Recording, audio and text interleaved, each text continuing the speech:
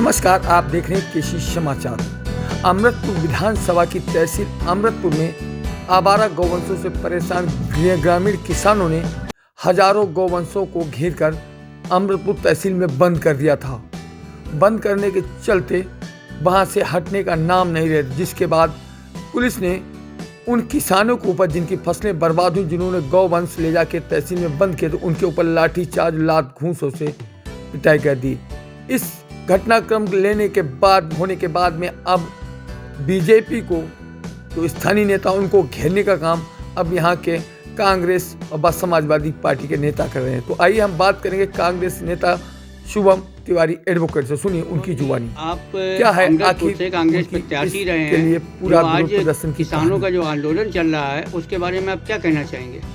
देखिए भाई साहब, बड़ा दुर्भाग्य का विषय है और कहीं ना कहीं मैं लगातार कल से देख रहा हूँ कि जिस तरीके से भारतीय जनता पार्टी हमेशा किसान सम्मान की बात करती है, और आज किसान को सम्मान किस तरीके से मिल रहा है हमारे अमृतपुर में, किसानों को लाठी डंडों से और सड़क पर गिराकर पुलिस द्वारा लातों घूंसों से पीटा जा रहा है।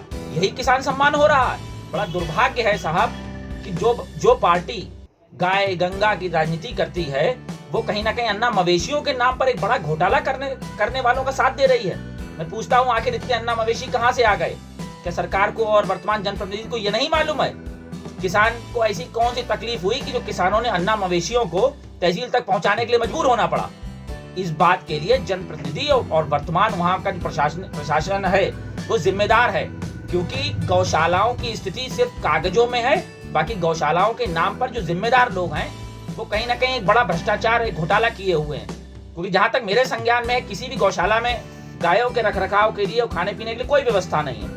इसलिए गौशाला के जिम्मेदार लोगों ने उन्हें गौशाला में रखने का कभी काम ही नहीं किया।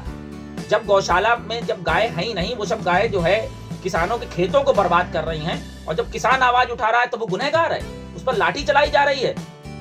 सीधी बात है कि जो प्रशासनिक अधिकारी किसानों के साथ इस तरीके का बर्ताव कर रहे हैं उन पर कहीं ना कहीं कठोर कार्रवाई होनी चाहिए। उनको वहां से जो है उनका निलंबन होना चाहिए। और साथ ही साथ जिस तरीके से ये जो घोटाला है, मैं आप मीडिया बंधुओं से भी निवेदन करता हूं कि सच्चाई को सामने लाइए, पता करिए कितनी गौशालाएं चल रही हैं, उनके कौन कौन जिम्मेदार लोग हैं, कि आखिर कहाँ गए, क्यों नहीं गौशालाओं की व्यवस्था हो पा रही है, क्यों गायें सड़कों पर खेतों में जो है देश के और प्रदेश के अन्नदाताओं को परेशान कर रही हैं। आखिर कोई तो वजह होगी, किसान इतना परेशान हो गया।